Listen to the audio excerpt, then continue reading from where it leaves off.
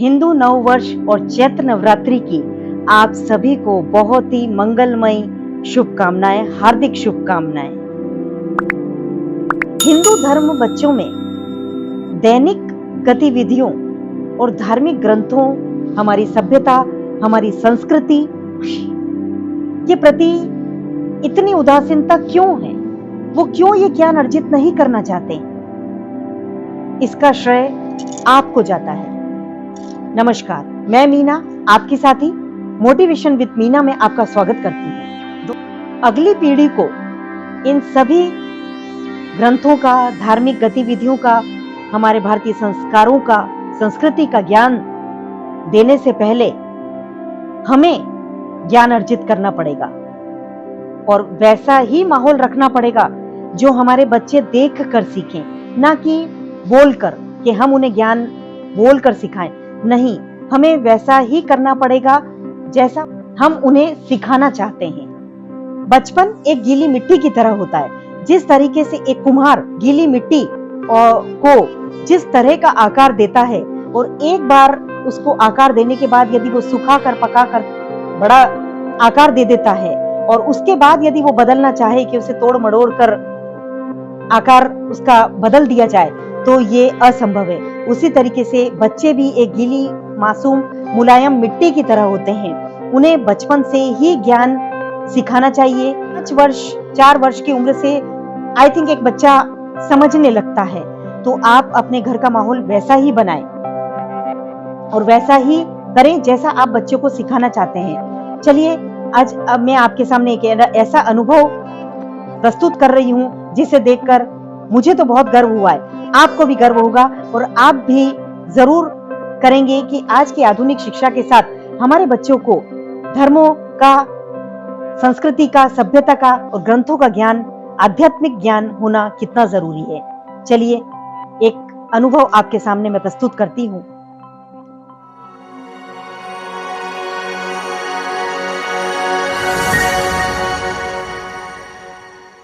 तो सिद्धांत, आप हमें बताइए कि आपको किस उम्र में, किस पल ये अनुभूति हुई, मन में ये प्रेरणा जागी कि मुझे पूजा पाठ करना चाहिए, मुझे ग्रंथों का अध्ययन लेना चाहिए, करना चाहिए और आध्यात्म से जुड़ना चाहिए। हमारे शास्त्रों में ऐसा कहा गया है कि बच्चों की शिक्षा तो उनकी जब वो माँ के गर्भ में होते हैं तभी से चालू हो जाती है।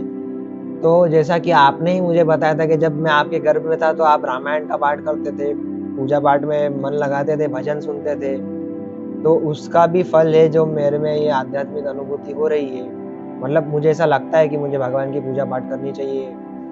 उसके बाद जब मैं छोटा था तो जैसा कि आपने मुझे बताया कि आप भजन चला के मेरे पास रख देते मेरे कान के पास। मैं उस भजन पे जब छोटा था तो नाचता भी था। हालाँकि मुझे समझ कुछ नहीं आता था, लेकिन फिर भी कानों में हाँ, मेरे कानों में वो जाता था। और हमारे शास्त्रों में ऐसा कहा गया है कि भक्ति हमेशा बचपन से ही चालू होती है। अगर आप बचपन में भक्ति करेंगे तभी आप बड़े होके भी भक्ति बचपन में जो इन्हें शिक्षा, संस्कार दे दिए जाएं और सबसे पहला बस यही है कि दृश्य जो हम देखते हैं, अर्थात घर में माता पिता, बड़े बुजुर्ग जो करते हैं, बच्चे वही देखते हैं। इसके बाद धीरे-धीरे मैं बड़ा हुआ।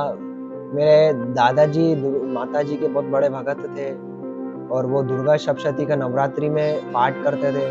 वो 9 दिनों तक अखंड व्रत भी करते थे। तो वो भी मुझे पास में बिठा के दुर्गा सप्तशती तो नहीं, लेकिन माताजी की चालीसाएँ पढ़वाते थे कि मेरे को पास बुलाते थे और बोलते थे कि ये पढ़, ये पढ़। तो उसकी वजह से भी मुझे जब आप उनको देखते थे तो आपके अंदर धीरे-धीरे ये एहसास हुआ कि मुझे ये करना मुझे चाहिए, भी ज्ञान लेना चाहिए। जी। उसके बाद मैं बड़ा हुआ, मैं धीरे-धीरे बड़ा हुआ, 10-15 साल का हुआ, तो मैं जब भी भगवान के मंदिर में जाता था और भगवान की मूर्तियों को देखता हूँ घर में भी, तो मुझे हल्का-सा एक आकर्षण टाइप लगता था कि कितनी सुंदर मूर्तियाँ हैं, मुझे इनका स्नान करना चाहिए, इनका ध्यान रखना चाहिए। जैसे एक बच्चा अपने माँ-बाप का ध्यान रखता है, उस प्रकार। और फिर जब मैं मेरे मम्मी-पापा को पूजा करते हुए देखता था, तो भी मुझे समझ में आता था कि भगवान की पूजा कैसे की जाती है, उनको कैसे नहलाया जाता है, उनको टिक्की लगाना, चंदन लगाना, धूप आरती करना। तो मेरे मम्मी-पापा से सीख के अभी मैं ही करता हूँ ये और मेरे को बड़ा आनंद भी आता है। फिर पूजा पाठ करते-करते मेरे अंदर जो इच्छा शक्ति है भगवान के प्रति कि वास्तविकता में भगवान है क्या? वास्तविकता में वो है कौन? तो मेरी इच्छा हुई कि मैं उनके बारे में पढूँ, तो धीरे-धीरे मैं ग्रंथ पढ़ने लगा। फिर ग्रंथों के प्रति मेरी रुचि बढ़ती गई, तो मैं ग्रंथों का पाठ करते गया। उससे पर तो सिद्धांत, हमने ये जाना कि आपने किस उम्र में और किस तरह से अनुभूति ली कि आपको अध्यात्म, धर्म, हमारी भारतीय संस्कृति से जुड़ना चाहिए, आराधना, पूजा, आराधना करनी चाहिए। बहुत अति प्रसन्नता हो रही है सुनकर। अब मैं आपसे जानना चाहूँगी कि आपने किन-किन पुस्तकों और ग्रंथों का अध्ययन किया? तो मैंने सर्वप्रथम, जैसा कि आपको पता है, शिव महापुराण का अध्ययन किया। उसके बाद मैंने श्रीमद् भागवत महापुराण का अध्ययन किया। उसके बाद मैंने श्रीमद् भागवत गीता का अध्ययन किया।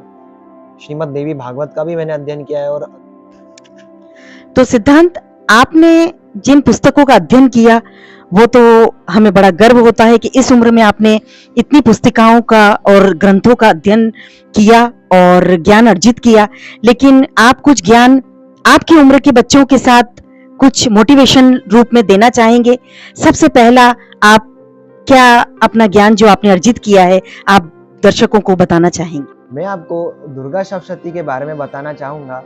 दुर्गा सप्तशती में एक ऐसा रहस्यमयी महास्तोत्र है, जिसके बिना अगर आप दुर्गा सप्तशती का पाठ करते हैं, तो उसको आपका कोई फल प्राप्त नहीं होएगा। ऐसा भगवान शिव ने स्वयं माता पार्वती को उस स्तोत्र के महत्व में बताया है कि इस स्तोत्र के बिना दुर्गा पाठ का फल आपको फल प्राप्त नहीं होएगा उसका। जी।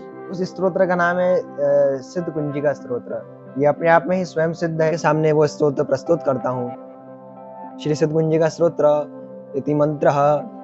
ओम ऐं ह्रीं क्लीं चामुण्डाय विच्चे, ओम ग्लौं हूं क्लीं जुं स्वाहा, ज्वालय ज्वालय ज्वल ज्वल प्रज्वल प्रज्वल, ऐं ह्रीं क्लीं चामुण्डाय विच्चे, ज्वल हम सं लं चं फट् स्वाहा इति मंत्रः।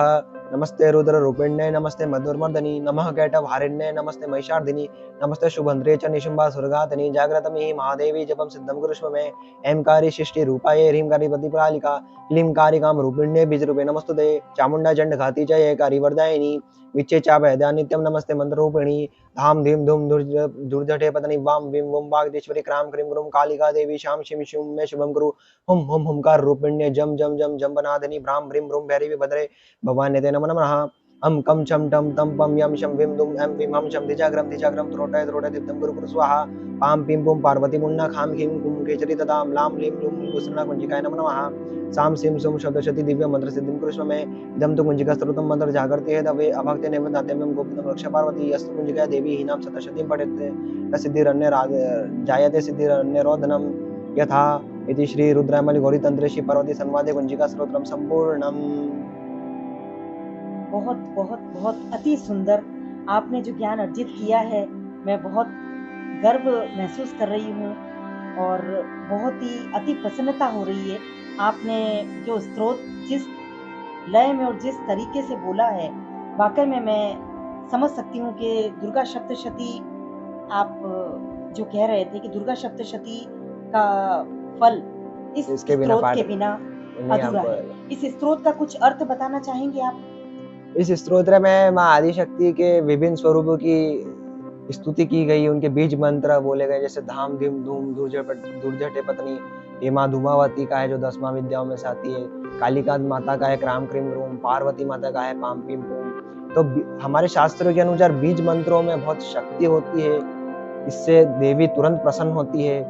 और ये स्तोत्र तो अपने आप में स्वयं सिद्ध है ही सही, इसलिए इसका नाम सिद्ध कुंजिका स्तोत्र है। तो आप ये कहना चाहेंगे कि आपकी उम्र के बच्चों को ये अध्ययन देवी महात्म्य का महत्व? जी, मेरी उम्र के बच्चों को ही नहीं, भले बहुत सौ को बड़ों को भी ये स्तोत्र नहीं पता है, तो अगर वो दुर्गा सप्तशती का पाठ करते हैं तो उनको ये स्तोत्र तो अवश्य जपना ही चाहिए। तो सिद्धांत, आपने देवी महात्म्य का जो स्रोत ज्ञान हमें बताया, अति प्रसन्न होता हुई हमें सुनकर और बहुत अच्छा लगा। अब मैं, आपने जो शिव पुराण में जो स्रोतों का ज्ञान लिया है, आप कुछ बताना चाहेंगे?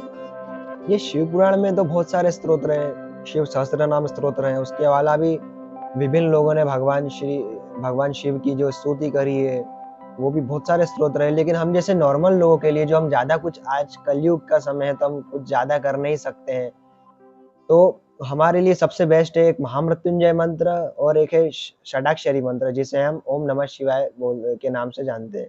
ओम नमः शिवाय मंत्र का आप जप कर सकते हैं, कहीं पे भी कर सकते हैं क्योंकि भगवान शिव का मूल मंत्र है। पंचाक्षरी मंत्र जो है जिसे हम नमः शिवाय, उसमें ओम का इस्तेमाल नहीं होता, उसमें सिर्फ नमः शिवाय बोला जाता है। तो वो सिर्फ जो गुरु परंपरा से दीक्षित व्यक्ति हैं, बाल ब्रह्मचारी, सन्यासी हैं या फिर जो गुरु के द्वारा जिनको वो मंत्र प्राप्त है उन्हीं को जपना चाहिए। स्त्रियों को ये दोनों मंत्र नहीं जपने चाहिए, स्त्रियों को शिवाय नमः जपना चाहिए। स्त्रियों के लिए शिवाय नमः जप का विधान कहा गया है शिव महापुराण में। और आदमियों जो पुरुष हैं जिन्होंने जो दीक्षित नहीं है फिर भी भगवान शिव की पूजा करना चाहते हैं, उनको ओम नमः शिवाय मंत्र का पाठ करना चाहिए, मतलब उन एक माला कम से कम नित्य जपना चाहिए। नमः शिवाय मंत्र की उत्पत्ति भगवान शिव के पंच मुखों से हुई है। भगवान शिव के 5 मुख है जो भगवान सदाशिव हैं। तो ये जो पंच मंत्र है ये मिलके ओम नमः शिवाय बनाते हैं। इसमें प्रणव को जोड़ दिया गया है, प्रणव यानी ओम। तो जिससे कि प्रणव के जोड़ने से ये षडाक्षरी मंत्र बन जाता है जिसे हम बोलते हैं ओम नमः शिवाय। इस मंत्र का अपने आप में ही बहुत बड़ा महात्मा है।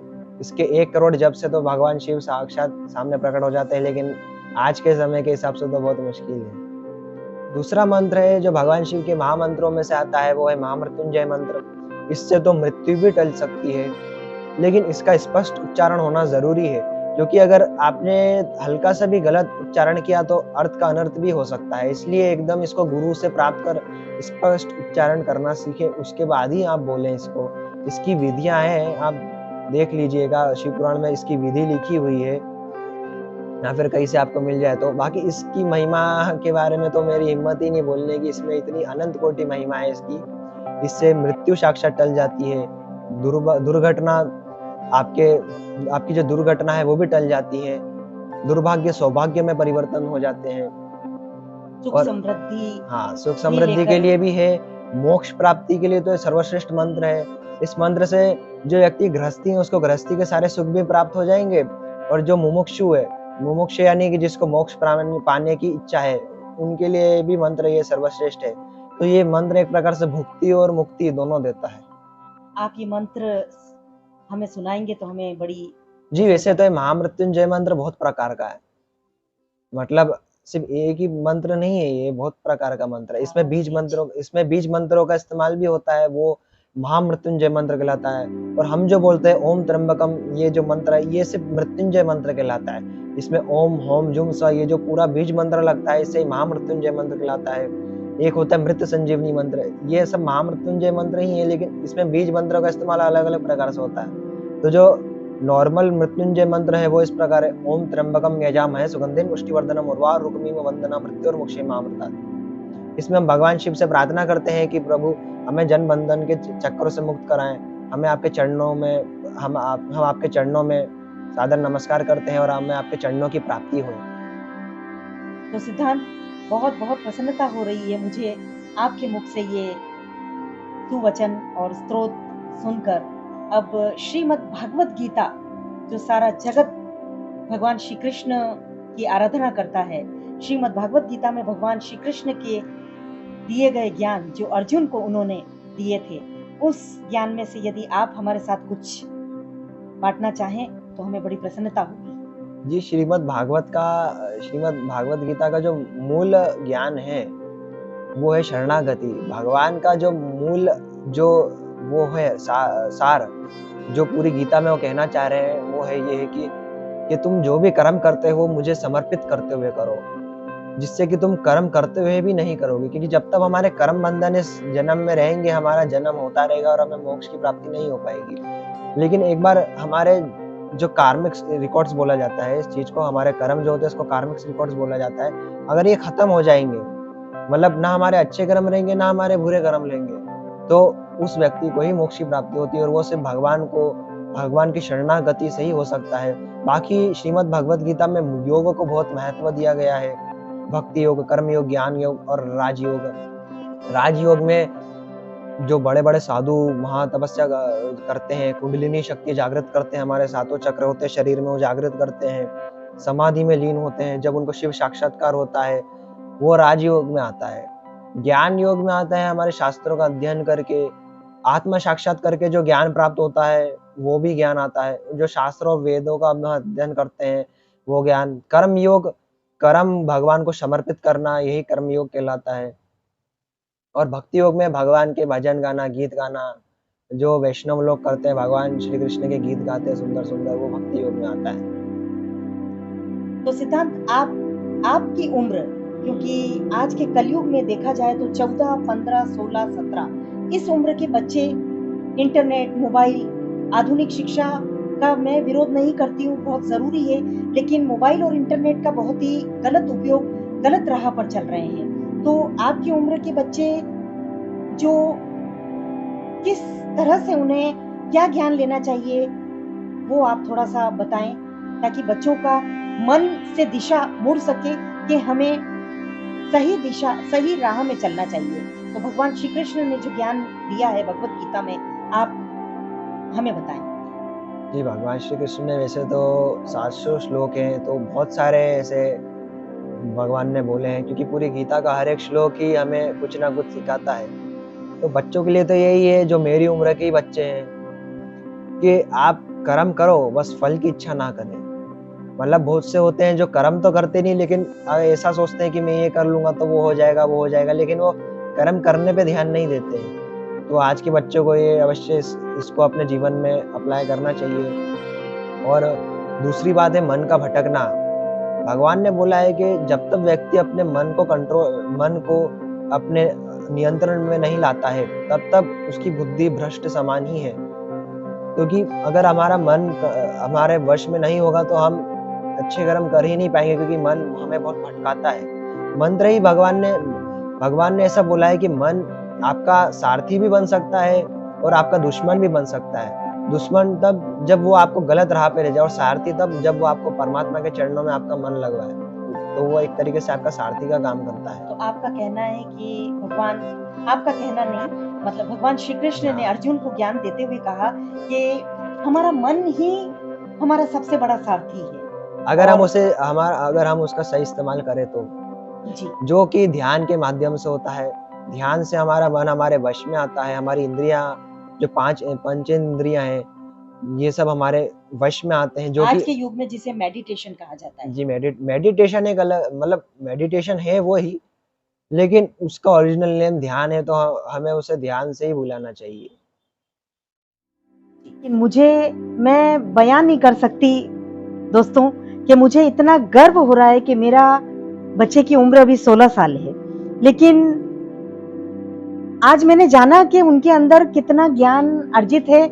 उन्होंने किस तरीके से अपने दादाजी का, बड़े भाई का, माता पिता से देखकर जो ज्ञान लिया है और अनुभूति लिए, ग्रंथों का ज्ञान लिया है, आज ये घर में जिस तरह से पूजा पाठ करते हैं, तो मैं बहुत गर्व महसूस कर रही हूँ कि मुझे आज अपने बेटे का इंटरव्यू लेने का सौभाग्य प्राप्त हुआ। और मैं आप सभी से भी यही कहना चाहूंगी कि अपने बच्चों के मार्गदर्शक बने। आप उन्हें बोल के नहीं, कुछ करके सिखाएं। आप जैसा करेंगे, आप जैसा घर में माहौल रखेंगे, बच्चे बिल्कुल वैसा ही करेंगे। आप पूजा पाठ का माहौल रखें, घर में पारिवारिकता, एक दूसरे के साथ कैसे मिला जाता है, कैसे चीजें शेयर की जाती है आप, और इस सब में सबसे बेहतरीन जो रोल निभाती हैं वो माँ है। माँ दिन भर बच्चे के साथ रहती है। आप मोबाइल चलाएं, मोबाइल का यूज करें, इंटरनेट यूज करें। मैं ये नहीं कह रही, मैं भी करती हूँ, मैं बहुत शौकीन हूँ। मैं हर सोशल आईडी पे मैंने अपना आईडी बनाया हुआ है। मैं बहुत शौकीन हूँ, मेरा बेटा जानता है अच्छी तरह से। लेकिन धर्म के प्रति भी मैं जुड़ी हुई हूँ, अपनी भारतीय संस्कृति से टच में हूँ। तो मैं अब दिन भर में जब भी मुझे मौका मिलता है सिद्धांत के साथ बात करने का, तो मैं उन्हें जरूर ज्ञान देती थी और उन्हें बोलती थी कि बेटा अपनी भारतीय संस्कृति से जुड़ो, सभ्यता को जानो, हमारे धर्म क्या है, ग्रंथ क्या है। तो कभी बोलने से ज्यादा मुझे यकीन नहीं था कि सिद्धांत में देखकर इतना आएगा। तो मुझे बहुत गर्व हो रहा है। आप भी अपने बच्चों के साथ उनके सारथी बने, उनके मार्गदर्शक बने। 5, 6, 7 इस उम्र से बच्चा आप जो भी करेंगे वो डेफिनेटली आपको देखेगा, सीखेगा और वैसा ही करेगा, क्योंकि कहा जाता है कि दृश्य जो हम देखते हैं वही हम सीखते हैं। तो बच्चा भी आपको घर में इसी तरीके से देखता है और आप जैसा आप करेंगे वैसा आपका बच्चा करेगा। तो बहुत बहुत शुक्रिया सिद्धांत आपका कि आज आपने मुझे सौभाग्य और ये गर्वान्वित करने का मौका दिया। मैं बहुत बहुत तहे दिल से आपका शुक्रिया करती हूँ और दोस्तों आपसे भी इजाजत चाहती हूँ। आई होप आपके लिए, आपके बच्चों के लिए ये एक मोटिवेशनल का काम करेगा कि इस उम्र में आध्यात्म के प्रति और धर्म के प्रति बच्चे का झुकाव होना बहुत जरूरी है। मैं आधुनिक शिक्षा के खिलाफ नहीं हूं, आप दें, उन्हें करवाएं आधुनिक शिक्षा, लेकिन उसके साथ अपने बच्चों को धर्म और अध्यात्म के साथ भी जोड़िए। इजाजत दीजिए, अगले वीडियो में एक और मोटिवेशनल और अनुभव के साथ मैं आपसे अगले वीडियो में मिलती हूं। आपकी दोस्त मीना को इजाजत दीजिए।